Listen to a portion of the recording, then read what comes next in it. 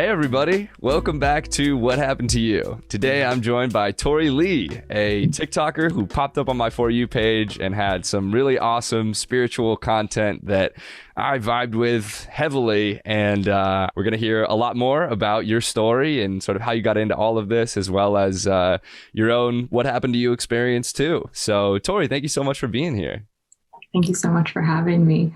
We were just talking about this, but I feel like spirituality has, been a really significant part of my healing journey, and feeling not so isolated in this world and feeling a better sense of connection with other people and with nature. So I'm really excited to get all of your thoughts on how spirituality has affected your own experience and healing. But before we get into all of that, what happened to you? So I was sexually assaulted. I think that the reason why this affects me so much is because what happened was such a gray area kind of situation. I hope that people can resonate with this in some way, shape, or form and understand that, it's unfortunate this happens to a lot of people. But I had a crush on this guy. And, I didn't think anything was going to happen between us because, I found out from our friends that he had a girlfriend. I was like, oh, okay, well, he's off limits. So I'm just going to, back up, mind my own business, do my own thing. But it was 2014. So it was 6 years ago. And I went to a bar with my best friend, and we were just there having drinks. And, he was there, for once, because, he never went out with the mutual friends that we all had. And he was there with his dad. Mind you, this is the craziest, I think, part of the story. He was there with his dad. And, there was a little bit of flirting happening. We were drinking a lot. And I was so trashed. And I remember I was, girls, we were hey, come with the bathroom, right? It was a small bathroom, but I went to the bathroom to throw up. And I sat down to rest with my best friend. We were just taking a second. And then all of a sudden, he whipped open the women's bathroom door, looked me dead in the eye, grabbed me, and yanked me into the men's bathroom. And the reason why I think it was so easy for him to do that was because the doors were right in front of each other, essentially. It's really it's a small bar. Mm-hmm. And he yanked me into the men's bathroom. I had no idea what was happening. And they kind of shoved me up against a wall. And I still remember a lot of this. And it was really crazy because he held me up against close to the urinals, and there was there's only two of them in there and one toilet stall. And he tried to get me to look at this random guy's penis. Sorry, that has to be cut out. But while you're I was, you can say whatever you want. There's no okay. Language restrictions. Yeah, you're good. Okay, sounds good. And I was no, thank you. And this poor guy was just standing there, was shocked, right? Because he was why is there a woman being shoved up against the bathroom stall? But this guy was just peeing? Yeah, this guy was just peeing, just mind his own business. But the other guy, that I had had a crush on, had me shoved up against a wall and was look at it. And I was what the fuck? Why? I don't understand. It was just, oh God. And he and then next thing you know, he just throws me into the men's bathroom stall. And I can't remember the specific details, but I do remember he took his phone out, and the way that he was behaving was very rough. And it was kind of one of those things where there's a really, really sharp difference between sexual consent, by which you're actually agreeing to rough sex. But this was kind of just okay, this is coming out of nowhere. And he's just being this way, in this aggressive way. And he had his phone out, and it was just wild. And he was part of a sports team. And I'm keeping this really vague because I'm still not interested yet in ever reporting it. And we'll get into that after. But a bunch of his teammates were standing outside of the bathroom stall, laughing, possibly taking pictures, even making comments. And I actually knew the guy who was the head bartender there. And he was actually in there for a hot second and said that we made eye contact while I was in there. And he well, you were, so you were in the stall with the guy who was assaulting you, and there were other team members in the bathroom too, just actively aware of what was going on. Yeah, they were actively aware. They were kind of like hyping him up essentially and just kind of like trying to get in on it. It was like I was like a bunch of spectators that I like, I was so drunk. I kind of had to like piece it together like the next day. But even then, I didn't really fully understand the extent of how dark the situation was until like over a year later, right? And the bartender also knew about it. The bartender knew. Oh, wait, the story gets even better. Like I'm really glad that I'm able to revisit with someone who like understands the complexities of trauma because, like it's a lot, right? So many different like aspects and details and stuff. But totally. These guys were just like out there screaming, like making commentaries and things, and it was just so surreal, essentially. And oh my God, the toilet was really gross, like from what I can remember. Sorry, that's my cat. It was like, I barely even remember like everything that was going on. There was like a little bit of this and that. I don't even know if he even like actually like penetrated me. I'm sorry. Like that was like I still am unaware. Sorry. Okay. Sorry at all. Yeah. It's like, a big part of this podcast is like being totally real about the experience. There's nothing that you need to suppress or feel like you can't share. It's just whatever you would like to share. I'm happy to hear it. Yeah. So like the details around this, like it was so hazy. Right. And so like, how could I have consented? But all I remember thinking to myself was like, oh my gosh, maybe this guy likes me. Like this was 2014. This is problematic. Right. And I was like, oh, like, is this some kind of like validate? But it was confusing. Right. Because it was all the stuff happening that was like without my consent. Right. And so I couldn't believe that I think I was more excited about the fact that like when we were on the dance floor, like he kissed me kind of, and I was kind of like, okay, like, wow, this is awesome for like that 1 second. So I think I was kind of high off that and not actually like around the assault that happened. And actually now thinking about it, I can't even remember what happened after the bar. Yeah. I just remember like leaving with my friend kind of, but like, I don't remember the specific details of like how I even got out of the bar. And it was weird and confusing for me and his friends, like, and mind you, like he still had a girlfriend at this time. Mm-hmm. And so it was kind of like this like crazy situation where this guy was there with his father. Like, your father's okay with this kind of behavior.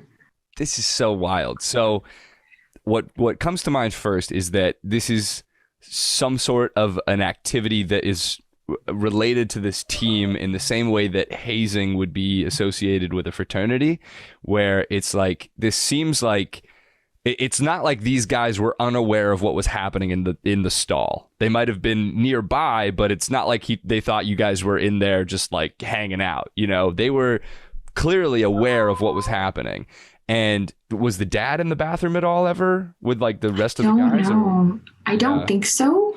But I cannot imagine like with the amount of ruckus that was happening in the bathroom, because I think that's why the bartender was like, okay, like what's going on? Right. Because that's a lot of dudes. There was at least like 3 to 5 men like standing outside of the stall. Like I can't even remember how many there were, but it was at least like 25, 50% of the team or something like that were out there. Wow. And so there was a lot of spectators, there was a lot of commentary, there was a lot of, like I couldn't even focus on like the complexities of what was happening, but it was a lot, right? It was a lot happening all at once. And that bartender, like, we were kind of buddies, and the way that I processed this after was, oh, like we hooked up. Like that was what I had assumed at first, because I didn't understand the difficulty of like that lack of consent, right? Because I didn't consent to them looking at me. I didn't consent to this guy taking a video of me.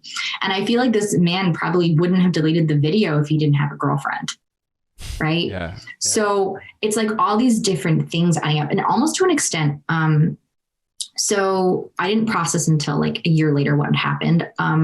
Prior to that, we kind of engaged in this like thing where we would flirt in class with each other. even after this had happened. And for some reason, I still like wanted to pursue something with him. And so I kind of ended up doing that. He broke up with his girlfriend for like a hot second, and all of our mutual friends, like this was a huge friend group. There was like 40 of us, and everybody's like, oh my God, like he's going home with like you tonight because, you know, he broke up with his girlfriend, like this is happening. But even then, it was just kind of really like messed up. And, you know, he did end up going back to his girlfriend. There was a lot of confusion. There was like lack of communication in essence, but, there was also racism involved actually, because I mean, he actually was actually considered like a minority as well, but he was referring to me as sushi, which like, I'm not Japanese. I'm not like, that's an even like added layer of like messed up. So like he's a misogynist and he's kind of a bit of like, you know, got like a racist thing happening there too. Totally. And so his friends were like, oh yeah, like he called you sushi. And I was like, ew, I hate that. Like, there's just, it's so many layers. This is happening like later. Was it the friends that were in the bathroom that night that were like, he's calling you sushi, or was this like a different part of the friend group? No, this is a different part of the friend group. So it was a different part of the friend group. His roommate was really good friends with me for a short period of time. Okay. He would like tell me basically everything that was happening with this guy, like with all these different things. So he was part of like the mutual friend group that we had. And then the sports team people were like the other part of it. And so like after that, like the whole situation, like it ended quite abruptly. It was just like, we just like never spoke to each other again after like the summer of the same year. And it kind of screwed me up, right? Because I would still see him on campus and, you know, and see his girlfriend that he got back together with, who, you know, was like calling me a whore, you know, of course. And I was just like, oh, great. And so I went through a really, really bad depression. This was like my junior year. So like, I was so out of it that year. Like I can't remember much besides the fact that I just felt like I was like in this like confused thing, because I had kind of had feelings for him. And then I don't think I was like fully processing like what had happened to me until the next year in like 2015, like in like February, March, when suddenly I pieced everything together and I was like, oh no, like, oh my God, I was assaulted. Like, you know, like it's this whole thing. And what was so scary was when I came to that realization, I was telling my closest friends, and some of these people were like, oh, but like you liked him though. And, you know, after that incident happened in the bathroom, you were like, oh, we got together. But I guess like for me, I didn't understand. I didn't put the pieces together, because it's such a like when people are assaulted, it's such a crazy experience, because sometimes you don't even realize like what has happened until after the fact, and like way after the fact. So yeah, it was like me like taking the time to piece things together and process all of that. And then the fact that my closest friends were kind of like completely invalidating me in my experience. And it wasn't until I was like explaining the details to like my friends who were RAs, who were like, yeah, Victoria, that's that like everything that happened to you, that was rape, like including the fact that, you know, people were filming you and like all these things were happening. Mm-hmm. And so but as RAs, they were like, well, we have no choice. We have to kind of report this. I didn't know that was an RA thing then. We have to report this, like, you know, Title IX and stuff like that. And I was like, oh no, okay. Like there's going to be like serious consequences. And I would see this guy on campus, right? And so after that had happened, you could see the shift in his energy. Like there would be this like lingering like look that he would have like towards me, like prior to this, the recording, like the reporting of the situation. But after that, it was like, he was like, you know, infuriated. And of course his girlfriend and like all of her friends, by the way, were harassing me for like my entire junior year. And like, they were like, oh, she's the one that like is trying to steal our boyfriends. And oh my, of course. There was so much happening. And like, you know what, honestly, like I do blame myself for like some of the things that happened like after what had happened, you know, because obviously like I was interested in a man who was in a relationship, and I clearly disrespected that boundary, right? I can fully comprehend that there was a responsibility in that. But at the end of the day, I was too drunk to say or do anything about the bathroom incident. And that bartender, coming back to him, like for this guy, oh my gosh. So he would I didn't notice this at first, but he would like flirt with me and I like didn't get it. And then, he was joking with me and he says to me, like I remember like when I was in there and like we made eye contact, while like you were basically like in there, being intimate with this person. I was like, okay, like this is not funny. And so and also how did that happen? If you were in the stall, was this what maybe he was wondering what was happening because he was like, all these people were like standing around and like, trying to, and so he kind of like peeped through the crack and saw me. Wow. Yeah. He was expressing that he had seen you and he was presenting it in a way that was like, yeah, I saw, like as if you like I saw you, we made eye contact when you were like getting it on with this guy, and I was like, I was not getting it on with this guy. Like there was a lot that I could not have. But this was also the time, I think, around the era when like Me Too was starting to pick up, so we were still trying to figure out the concept of boundaries and consent. And these things are very new. And I think that a lot of this issue with consent culture really comes down to the fact that a lot of us grew up in like a lot of like purity culture, right? There's a lot of conservative traditional mindsets around women and their, their purity and things like that. And I think that kind of gets muddled up with the issue of consent because nobody ever learns consent because it's just, okay, wait until marriage. And then we also find out that marital rape is also a thing. There's a couple of things that you said there that I think are super pertinent, not just to your specific experience, but to like everyone who's been through something like this, which is when you were telling your friends about what had happened and they were like, well, what's the problem with that if you liked him? Like, just because you like somebody doesn't mean they can't do things that you don't like. Your liking them doesn't mean you automatically consent to everything that they could do to you.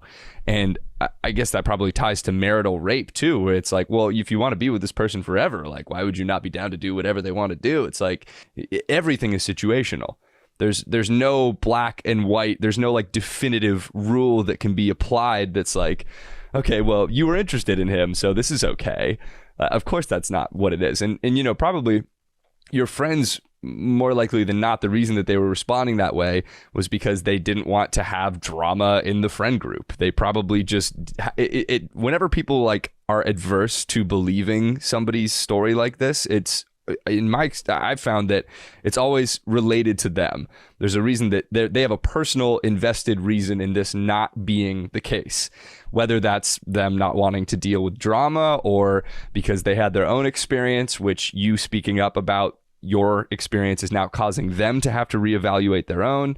There's all these reasons why people don't believe survivors. And I think that it's very freeing to know that like, hey, this really has nothing to do with me and everything to do with you for not believing me. So that was one thing. And then I think also when you were talking about blaming yourself for the experience, I will say this. I've been in situations similar to that where it's like, don't you have a boyfriend?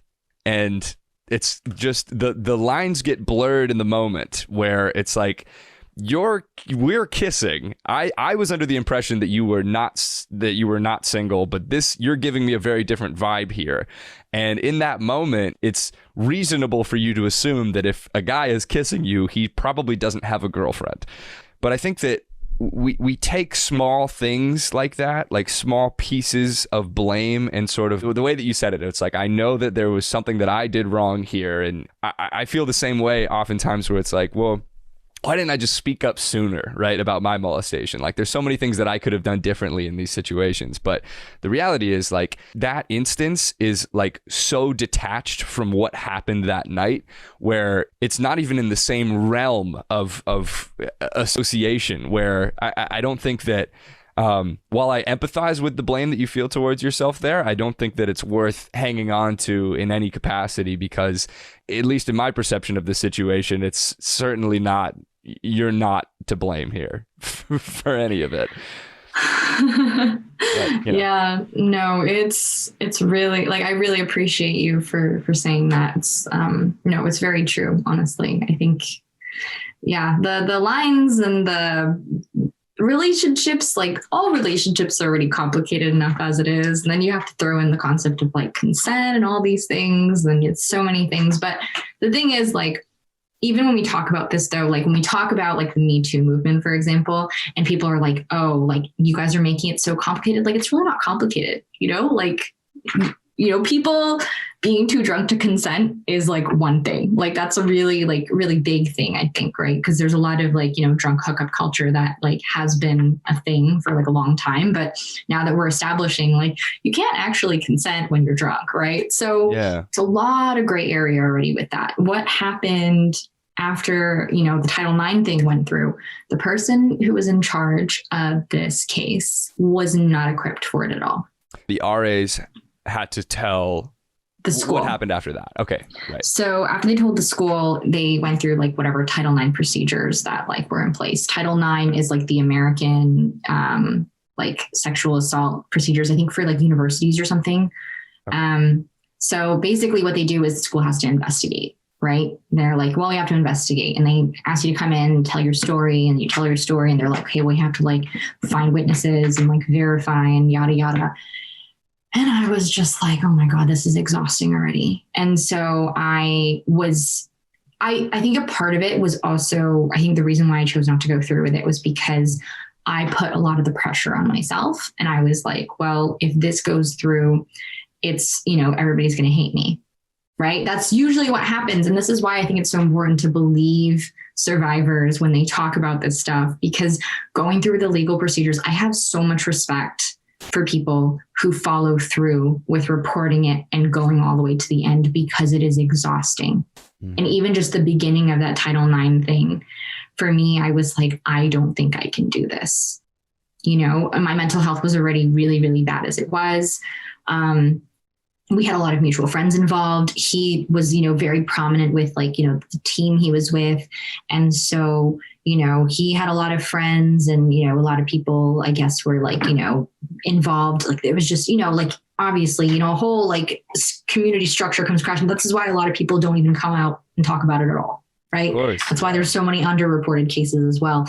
And so I was just like, I can't do this. So I told the bartender when I saw him the next time, because this was a bar I was frequenting, like, we knew each other pretty well. And I was like, if my school calls you, tell them you have no idea what happened. Wow. And that was what shut down the whole thing. And I still remember that. Yeah. And it shut down the whole case. They were like, yep, sorry. Like we couldn't. And I was like, okay, I'm walking away from this, because it was going to be a lot for me. And the thing is, right, like going back down to this, and when I came out and talked about it on TikTok, it was the first time I was ever like honest about it, right? Because for years I was kind of going back and forth and being like, I was like assaulted, like, and like trying to brush it off like it was nothing. And I was like, oh my God, no, like it took a toll on me. It really did. Well, that's an absolute trauma response, is to diminish the significance of what happened to you. I mean, it's so much easier to move on with your life if this is not sexual assault in your mind, if this is just a drunken accident. And I imagine that that's potentially part of why it took a long time to really register what happened to you, because in that moment, it's so much easier to act like this is not, that it was consensual. If if the whole team, or 25% of the team, is in the bathroom with you while this is going on, that's a difficult situation to be like, guys, like help. It's very reasonable to have responded in the way that you did in the moment. And it really, it comes down to like a survival mechanism. The optimal thing for you to do in that moment in terms of survival, it would not be to be like, help, like this is to brush this off as something that like, this is okay. I'm okay. It's going to be fine. And then that's also probably why you were able to get into like a relationship, or whatever you guys had called it, some sort of a romantic engagement, because if you get into that romantic engagement, surely what happened to you wasn't rape. It's a lot easier to sort of subtly dismiss these things and just move on as if things never happened. And it's a coping mechanism. I felt the same way. And, when you're talking about why you don't want to speak up and cause all of these issues for other people, it's like just absolute classic survivor guilt. We had to go to trial for my molestation, and I didn't want to do any of that. I just didn't want it to happen anymore. I didn't want to lose my friend, especially him. He was my best friend, but all the other friends who I thought I might lose in the process from people that didn't believe me. I mean, we're at very different age or time frames for when these things happen, but very similar experiences. And I think it's so common for people to not want to acknowledge the severity of the situation because it causes a lot of things to happen that you don't want to have happen. You didn't go into that night wanting to, you might have had interest in this guy, but surely, you didn't want to have this result in you losing friendships. And that would have been a very possible outcome. So when the school shut this down, they did it just because the bartender was like, "No, this didn't happen." Yeah, essentially that was just it. And I remember, mentioning the team, right? And I was like, oh, and they were outside and stuff. But for me, I feel like one of the reasons why I also had kind of decided to report it was kind of just to scare them into helping them realize that they would have been complicit in something and that it would result in them deleting the evidence that they could possibly have, right? Because that's like whatever, if they had any images or like whatever of me, like that could hurt me in the long run. Oh yeah. Right. For like career, whatever. Right. And, you hope to God that you're not on some like website of like ex-girlfriends and, all these horrible things. Mm-hmm. Yeah. Nobody came forward. Everybody was like, "I'm sorry. Like, I don't know what you're talking about." And I remember saying, I was like, there was a video. So I'm like, there was like a part of me that was also kind of like, okay, well, you know what? Like at least something came out of this. Like, even though it didn't fully go through, at least they were probably scared enough or like whatever that they were going to be like, okay, like we're going to, get rid of the evidence. Mm-hmm. Universities have such a laundry list of cases that they've covered up because, again, it comes back to protecting yourself. Like the university is like, well, if this gets out, we are going to be responsible. They have a vested interest in this stuff not coming out, which is probably why all it took was one person being like, "No, this didn't happen." And then they're like, "Oh, okay, cool. Well, no worries then." It is massively beneficial for them to not admit that any of this stuff happened. And in the same way that it would be beneficial for your friends to not admit that any of this stuff happened, it always comes back to the person who's denying the situation.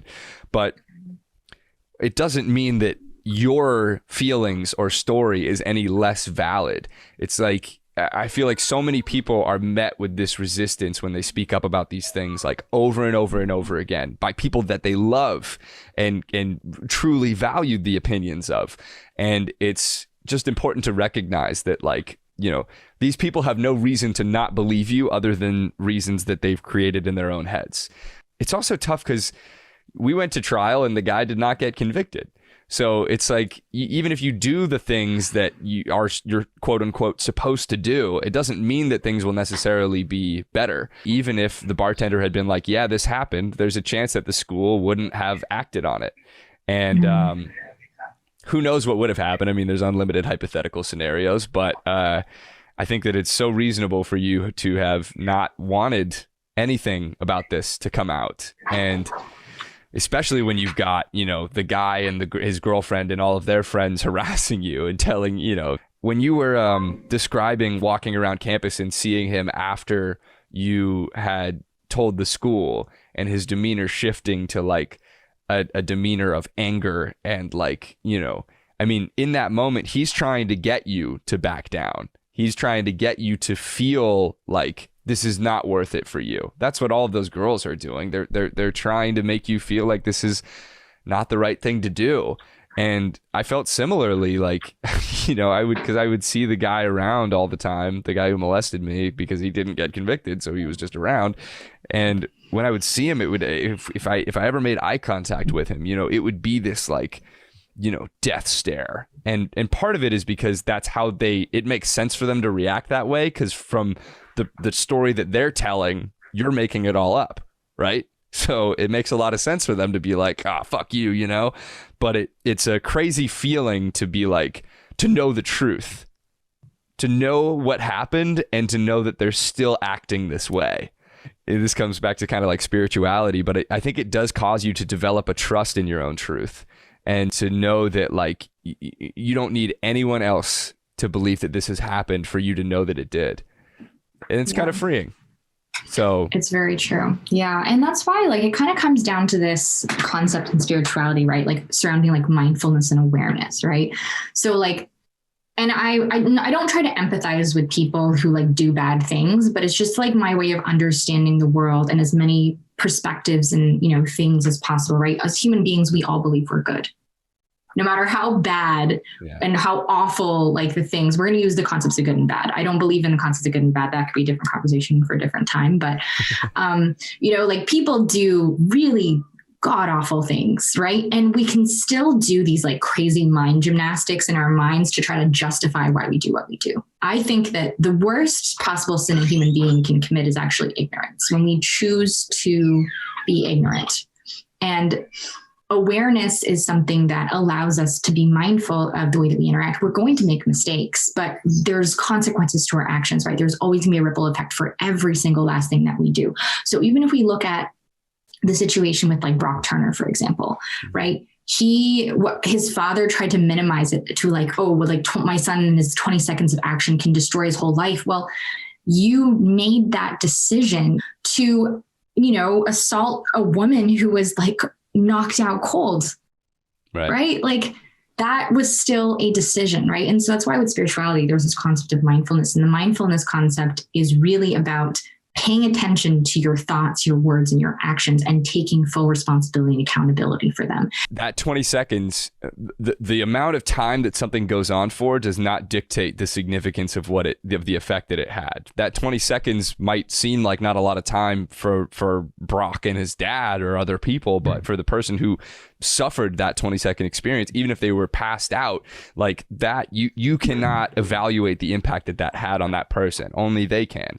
And also, to go back to what you said about ignorance, it's like when awareness comes in and you start being conscious of how you're thinking and the thoughts that are popping into your head, then you can actually actively start deciding, or is this a thought that I want to keep having? Is this something that is productive to my life experience?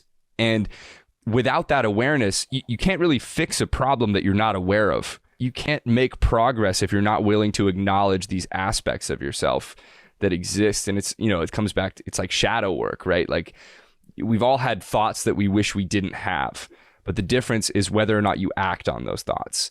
And if you are aware of them, then you have the choice to act on them or not. But if you're unaware, then you're just acting in this, it's reacting. You're just having a thought and doing it. Sometimes maybe not even having a thought and just doing it without any awareness of the impact that you're having on the person. And that's where, you know, somebody like Brock Turner would really benefit from some meditation. But I was revisiting some of the stories, right? When you asked me to talk about this, so I was like thinking back on some of these things, and there was a memory that came back to me that I'd forgotten about. And it was a small conversation we had. We didn't talk a lot, but there was something about how I heard a story about how people had referred to him as sketchy because there was some kind of incident that had happened with him a while ago. I don't think I was in school yet, or maybe I didn't know him, in which there was an incident where he was like in a bathroom with a girl. So that's all that was said. I didn't hear anything else. And there's something about him being in the bathroom with her, and it was kind of creepy. Like, and that was all I heard. I didn't hear any of the details. And he said, he was like, oh, like that was just like a misunderstanding. Wow. So there was like a part of me that I just, you know, revisited that kind of conversation that we had. And I was like, he might've done this before or tried to do something like this before. I didn't think there was a problem. Right. And when we look at his behaviors and his actions, like I remember we were on like a school trip, and he was hitting on every single girl that was in this trip in front of me. And what was really weird is that I don't think he sees women as people. I really, really don't. And that would explain a lot. So the way that he behaves is this kind of like reckless behavior, but at the same time, like there are so many people who behave this way. Like he's not this unique like person, right? We talk like, are you familiar with the term the missing stare? No.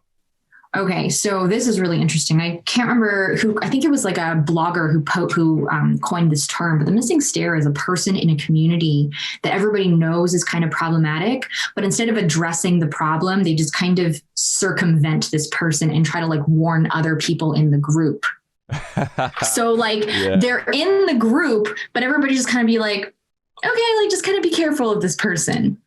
Yeah. He's just, Instead of, he's weird. yeah, like, Yeah. oh, you know, try to minimize it. But it's like this person is still an active part of the community. There was no interest in starting drama and, you know, asking this person just don't go into the bathroom with him. Other than that, he's fine. Yeah, just exactly. just avoid the bathroom, anything around the bathroom, and he's perfectly, you know, you can have a conversation. No. Yeah. Why are we doing this? Yeah.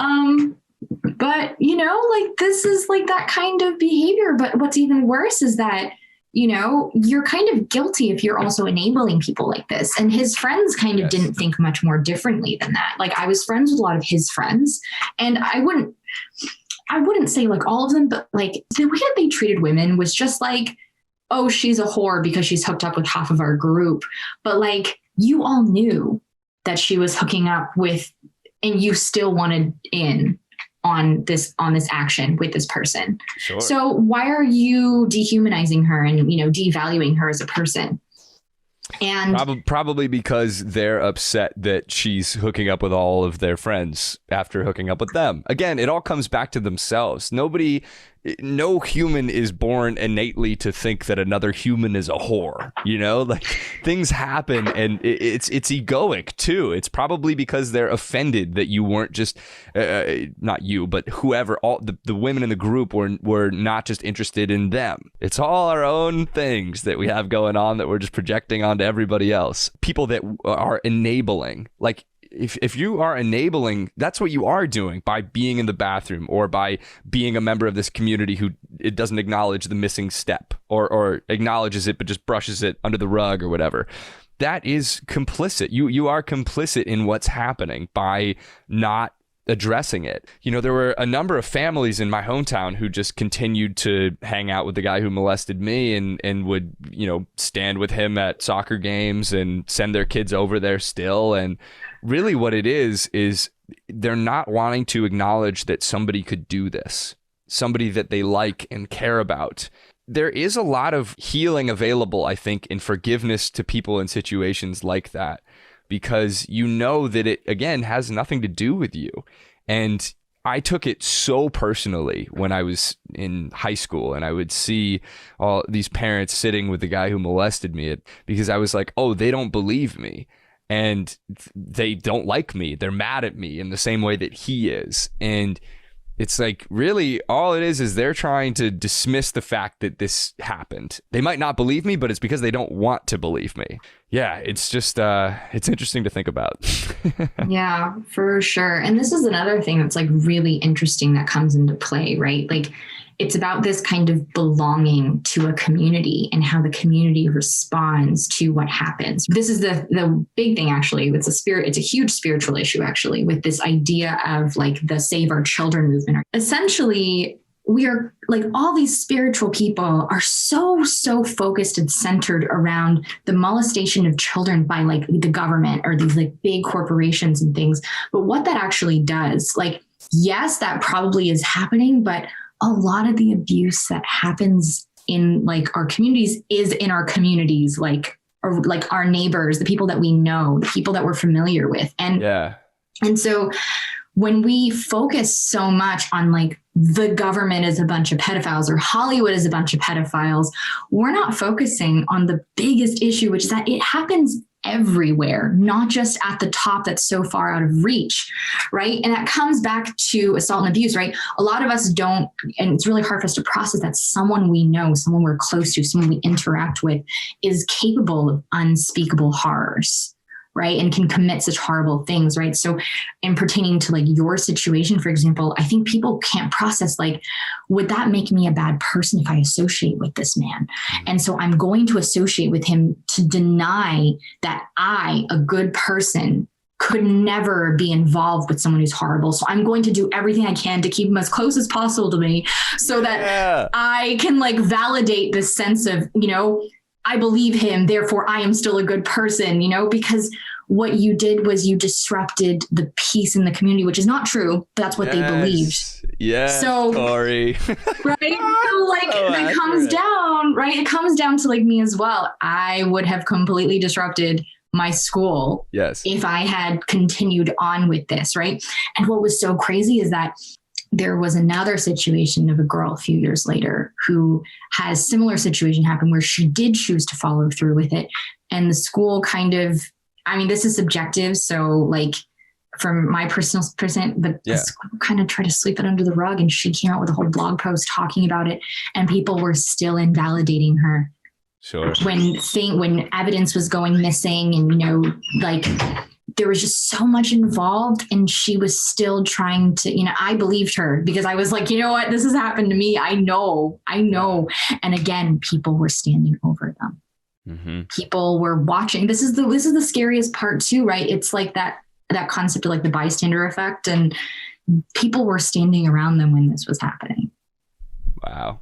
Also, right? So I was just like, oh my God, there's so many parallels here. But it's like where, you know, when you come out, you're threatening the community, right? Yeah. You're coming out with a problem, and there's a problem, but people don't understand when you bring up a problem, the problem is brought up to the surface to be fixed and to be released. You don't bring up problem. Yes. You don't bring up a problem to you know, cause chaos. Human beings are excellent, you guys. Yeah. Like we're like, as human beings, like when you come together in a community, you can help each other overcome your pain and your trauma. You can do it collectively. It's so much easier to overcome these things, right? That's why when you bring up problems because you want to fix something, you want it to get better, you want us to all work together to heal together. But instead people take it as an attack, like, why are you bringing this problem up? I must deny that there are problems that exist in this world so that I can continue to live in this like delicate balance of like walking on eggshells my entire life because I'm comfortable with the uncomfortable. Well, I think you just completely nailed that. And I'm so glad that I follow you on TikTok. It's a very accurate description of what my experience was like and your experience. It's rare to have a situation where everyone believes you. I'd say probably that's never happened. And also what you said about Save the Children, and almost like you are missing the fact that this is happening everywhere because it's like, oh, it's just these bad people in positions of power. And it's like, no, that's just to highlight that everyone is doing this. I imagine that the girl who came forward, it was probably so amazingly helpful for her to chat with you about it, because that's like... I actually never got to speak with her. Oh, well, no, I'm sure she would love to chat.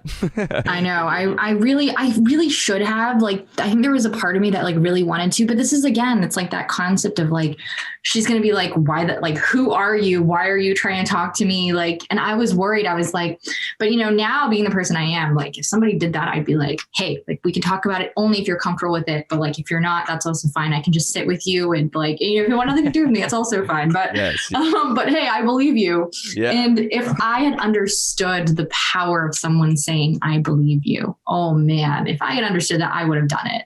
Because when I came out on TikTok, like this beautiful community that I've managed to build, you know, through it's a small community, but every last person who follows me matters, like really madly, like truly madly deeply. Like I love the people that I'm interacting with on a daily basis. But I came out and it's all these people that I've spoken to who are like, hey, like, I believe you. You know, if you do want to come up and like fight this guy, I will be with you every step of the way. Like there was so much love that I felt. And so, like, and it's like the fact that people that I just meet on the internet have more support than the people I thought I could trust. It's a bit heartbreaking, but at the same time, it also gives me hope that there's going to be someone who understands. There's going to be someone who's willing to hold space for you, and that you're not alone in this. I think that's a really, really big thing too. You're not alone in this. The internet can be a great place. Yes. Thank you, TikTok algorithm. But and you know, I wouldn't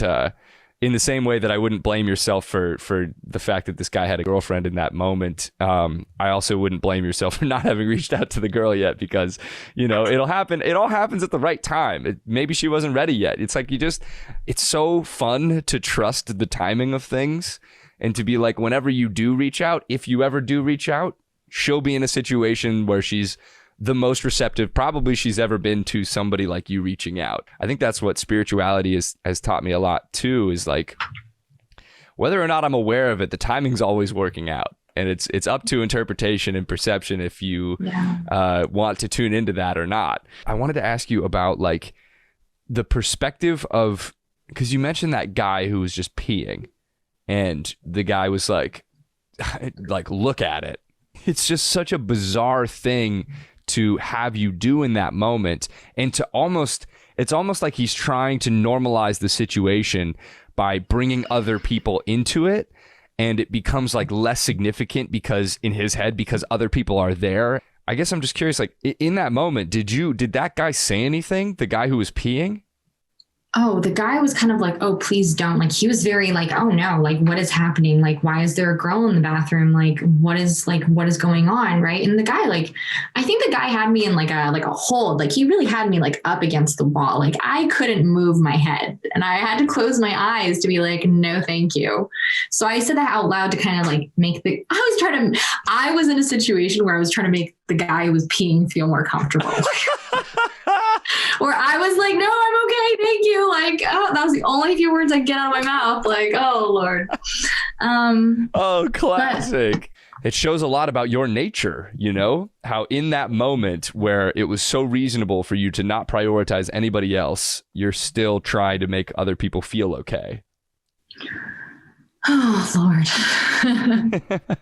I mean, I never had the time to unpack that until now. So, I mean, I really appreciate this new insight, because I was kind of like, wait, that's a really good point. And for a long time too, this is actually really funny. So throughout different courses of my life, I will have nightmares about zombies, right? And it's always me running and hiding from zombies. And it was funny because I had this recurring thing happening after the situationship had ended, and I was hurting, right? It was like my whole junior year was a blur. And this was like leading up to me realizing that it was assault, that, you know, I was having these dreams of like running away from zombies and things. And I was like looking up like the meanings of this, and zombies usually have something to do with like, you know, you're hiding from your own demons and you're running away, because you're running away and you're hiding, right? You're not confronting it. Oh, there you go. Yeah. And so it was like, I think the dream stopped once I came to terms with the fact that it was assault. Totally. And I was like, zombies? Really? Like, it had to be zombies? But, you know, like, I mean, it is kind of apocalyptic, right? Denying that, you know, this had happened. And finally, like, there's this freedom that comes from realizing that it was what it was. And it does. I understand why part of the healing process acknowledges that, you know, that you lost a sense of power when a person was hurting you in this way. Mm-hmm. But at the same time, there is also so much liberation and empowerment that also comes from admitting it. Yeah. There's so much power within just that acceptance of it, and just be like, you know what? It is what it is. It's embracing of truth. Yeah. It's no longer denying what you know to be true. And that is very powerful, and it allows you to trust in your truth. We spend so much of our time trying to think of like what we're going to say the next time we see that person, or like, you know, all the things that we're going to do differently. And like, we rarely trust ourselves to just be in the moment and respond appropriately. And I think that accepting what happened to you allows you to be more trusting of yourself, and just to trust yourself to respond in the moment as it presents itself, without needing to figure everything out beforehand and project everything out into the future. And I wonder how much trauma affects people's gravitation towards spirituality. Oh, yeah. I would put it into two camps, to be honest. One would be the people who are like only solely love and light, which I think I understand why it is the way it is, right? It's like spiritual bypassing, by which you use your spirituality to neglect your trauma and be like, well, you know, I just ignore it because it's negative. But you know, then there's I mean, it's still part of the spiritual journey, right? Like, you finding this thing that suddenly feels so good and so different from, like, you know, a lot of us are raised under the Abrahamic faiths. I'm going to specify Christianity because that's what I'm most familiar with. I'm not as familiar with Judaism or Islam, but with Christianity, it's a lot of like victim blaming and a lot of like, it's your fault that, like you are a sinner, you're inherently a bad person. But spirituality kind of shifts it to be like, we're kind of like, we're both, we are good and we are bad. We're kind of this complex mix of both. We are capable of infinite good as much as we are capable of infinite evil. And every single day we show up and decide not to be a serial killer. Like that's how I kind of like to put it. Right, it comes down to the active conscious choices that we make. And when it comes to, spiritual bypassing, like I can understand it, right? Because, trauma hurts. And especially when you're revisiting it, right? Sometimes it's just better to suppress it. But I've been reading a lot about the shadow, and they call it the shadow is like this long bag that you drag behind you. And, through, with like religious upbringing, right? You kind of have a lot of personal individual things you have to start shoving into this bag.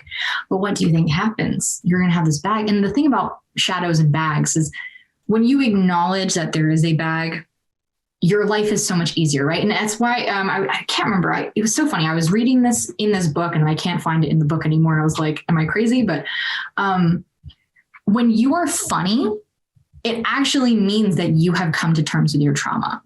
It means that you have embraced it, right? So that's why it's really funny because, you do stand up, right? So I was like, oh, he does stand up. Like he embraces his trauma. Like no wonder he's such a funny guy. Like, it's, you're accepting of it. But there are a lot of people who spiritually bypass who will say things like, oh, like, I just feel like ever since I got super spiritual, like I'm not funny anymore. And I'm like, that's because you're completely neglecting the fact that you have all of this stuff you have refused to process.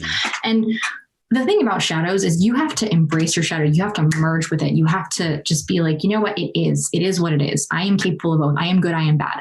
I am not one. I am not a good person fighting. There's a lot of people who do believe that like we're fighting these like evil entities like the government, which like I understand like government can be kind of shady. Like my background is in policy analysis. Like I understand that. Mm-hmm. But at the same time, the government isn't just like an entity. The government consists of people, and it's such a more complex situation than that. Those people also go through trauma and pain, and some people do choose to address their pain and don't just choose to bypass their pain. And they acknowledge and they do want to fix things, right? So it's not just this evil entity that's just like looming over us like good people, right? But there's this need to create a war between good and bad.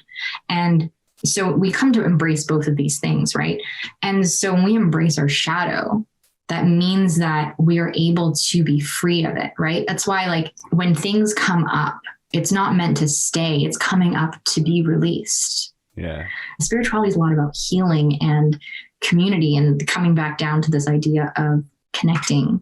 And like, for example, like this conversation with you, this podcast is very healing because we are able to talk about it in a way that normalizes trauma, that it's okay that this happens. And this is something that I also really want to emphasize. Every spiritual person believes in this differently. But for me personally, I do not believe that people deserve to have bad things happen to them. That, whatchamacallit, there's this, the idea that, everything was meant to happen. It was all pre-written. I believe that suffering is an inevitable thing, but I don't believe that the explicit, specific things that happened to you were pre-written and that you deserve to have these things happen. But it depends on your personal healing mechanism, right? It doesn't work that way for everyone. Everybody's spiritual healing is going to be different.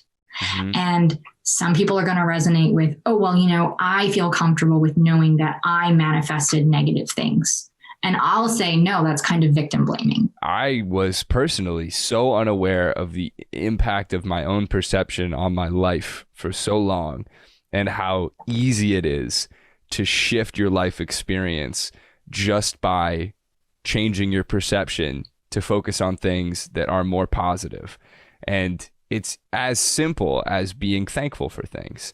And despite whatever's happened to you, there's so many amazing things in your life that most of us don't decide to focus on because of something that happened to us in the past. And we have like, you can enjoy life immensely, no matter what you've been through right now, if you would like to. And part of it is sort of this, victim mentality. Again, if you're unaware of it, it's difficult to make change. But if you're willing to embrace all of the emotions that you have associated with these experiences and not sort of just brush it off and suppress it, there's so much catharsis available to everyone who's been through whatever you've been through. You can release it, and as you begin to release it, I think it becomes easier to just sort of like step into this. It feels lighter. It feels physically like things are not as hard to do in terms of like the actual physical effort that you're exerting to complete them, and mental effort. It's just things just flow more easily when you're no longer afraid, because it's also releasing fear. When we think about these things that have happened to us, we're generally afraid to think about them. We're afraid because we think that we don't want to relive those feelings, when in reality it's just the opposite. If you want to get rid of reliving them, then release them, feel them all fully, and don't worry about it. And it's different for everybody, like you said, but I do think that there's a lot of things that we can do just as ourselves. You don't even need all of these other. A lot of us think we need like years of therapy to heal. And of course, years of therapy is amazing and hugely beneficial, but there's so much that you can do right now just by being willing to accept and let go of what's happened that'll allow you to really enjoy life more. The one reason actually why I came up to talk about it, especially on TikTok, was because somebody that I love very deeply just had a very gray area incident happen to them. And I was ready. I was like, who's this person? I'm going to destroy this person's life. Like, let's ruin this person. Like, I can't believe this person did this to you and abused their relationship with you to do this to you. And it broke my heart, right? This is somebody who, means the absolute world to me. And I was like, you know what? Actually, I think I need to share my story. I think now is the right time, especially when you mentioned like perfect timing with things. I was like, I think this is the time to speak about it and to talk about what happened to me, because when I was talking to this person that I care about, it kind of helped them to kind of see things and understand that there is a lot of gray area, and that just because it's gray area doesn't mean that what happened to you is invalid, because it is valid. Mm-hmm. And I think that it was kind of like an effort to kind of stand in solidarity with this person that I care about. And even like speaking with you and, sharing this through a podcast, and to emphasize this importance of accepting that, like, just because bad things happen to you doesn't mean that it's going to be bad forever. And that there's so much liberation and acceptance in acknowledging and speaking about it and healing together in this like kind of community setting by which you understand you're not alone. Yes. And the perception, if you believe that bad things always happen to you because they always have, it's very likely that they will continue to happen to you. And then that's why it's like, it really does come back to perception. And if you perceive yourself as somebody who went through something, who now has an opportunity to heal immensely, like that's part of why suffering is such an essential part of our existence, is because it allows us to let go and overcome it and heal from it. And, neither of us would be the people that we are without the experiences that we've gone through. Everybody's been through something, and it's all about how you respond to these situations. Yeah. Even if you've responded in a specific way your whole life, you're not tied to that response right now. You don't have to continue to feel the way that you've been feeling just because that's what you're used to. And everyone is capable of changing their perception of things at any moment. It's just up to you. And it's very cool to know that. It's like, what an amazing thing. Oh, we don't have to feel this way anymore if you don't want to. Like, how sick is that? And I you were just you said so many things today that really sort of tie to this last question, but you're clearly at a point now where you're able to talk about this freely and openly. And for somebody who's been through something similar, what advice would you give to them to get to the point where you're at now? There are so many lessons that we can draw from all of our experiences in our life. You can choose to take lessons from this if you want to. When we experience pain, we experience suffering, it makes us vulnerable. And as human beings, we want to close up and hide. But vulnerability is a superpower, because what it does is, you are opening up and understanding that I'm going to be me and I'm going to speak my truth. And I refuse to back down because it is a part of who I choose to be. It's a part of who I am. My vulnerability is a part of me. And when you choose not to be vulnerable, right, you constantly are in this state of fear where you're constantly worrying about what everybody else thinks of you. And you're constantly thinking like, oh, they're going to use this against me. But people can only use things against you if you tie shame to it. And shame is a choice. Shame is a choice. Shame is a choice. It could be programmed. It could be a societal belief that you should feel shameful for what happens. But if you choose to take whatever has happened to you in your life, good or bad, and choose to find, it's going to take everybody's way of releasing shame is different. Your vulnerability is what is going to take you so far in your life. And the lessons that you carry, this huge expansion of your heart space through pain, allows you to understand that, love is understanding, right? This is a Thich Nhat Hanh quote, but love is understanding. You didn't deserve to have what happened to you, but you have the choice now to resonate with others who may have had similar situations, could have had, possibly worse, but no one's pain is invalid. That's why I noticed, this is a very American thing. I noticed that Americans like to be like, oh, well, someone else must have had it worse. Your pain is still bad. This is not an oppression pain Olympics right now. Your pain is your pain. It is valid in its own way. No one is going to have identical experiences. You could, when you even look at your own family unit, you are so tight knit, you live under the same roof. And yet each and every one of you have different experiences and you've all become different people as a result of it. What makes you think that someone else is going to have the exact same life story as you? No one's going to have the exact same life story as you. And when we talk about oppressors as well and people who cause pain, they're also in pain too. So it's so funny. I always think of this scene from Criminal Minds where like Hotch is like fighting this serial killer or something. And they both had very similar childhoods. And the serial killer for some reason knows this. And he's saying to him like, oh, well, you went through the same things I did. And Hotch kind of like snaps back at him. He's like, yeah, but like I chose to do everything in my power not to end up like you. There is so much strength in making an active decision to be vulnerable and to open yourself up and to say, I'm going to do everything in my power not to repeat the steps of the people who have hurt me. And it's at the same time, don't be angry at yourself if you are still in a state when you're not ready to take on this kind of empowerment. It's okay, right? Everybody's healing is different, right? And that's why I'm kind of like tripping on my words because I want to, be as accommodating as possible to people that like in acknowledging that all of our healing paths are different. You're not tripping on your words at all. I totally know what you mean. And there's no rush. A lot of people seem to feel like, especially if you're like older and you haven't spoken up, it's like, oh, well, I'm already like this. This is already my life now. And I don't want to have to deal with all of these things that have happened in the past. And it's like, there's never been a better time to speak up than right now, regardless of how old you are.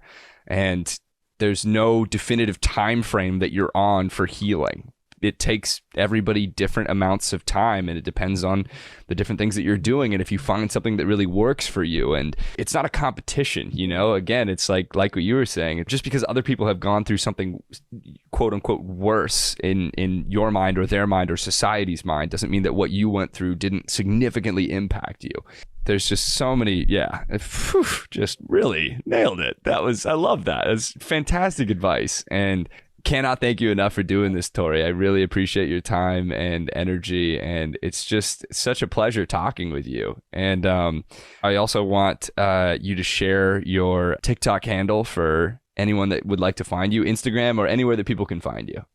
Yeah. So you can find me on Instagram at Victoriella, which is like a play of Cinderella. I got it from 7th grade. It's VICTORIELLA. My friend coined the name. And then my TikTok is victoria.therese. Therese is spelled THERESE. And so if you're interested in having a conversation or, like reflecting on things, like I am open, my whole purpose for my TikTok is actually to hold space for other people to heal. So yeah, it's always a good time. And as somebody who watches your TikToks, I feel that, and it's very palpable, and I highly recommend everyone go check out Victoria. Thank you so much for this. Thank you for your podcast. Thank you for existing. Thank you for just being. You're a really, really incredible person. I see why you have a podcast. You're very engaged. You really also hold space for people, and you're very like accommodating and understanding. And, you know, it's a pleasure to have crossed paths with you on the World Wide Web. So Thank you so much, Tori. That really means the world to me. I just feel super grateful to have come into your orbit. So thank you so much. No, thank you. I feel the same way. Thank you so, so much. I look forward to following you on TikTok, and we'll chat again soon. Sounds wonderful.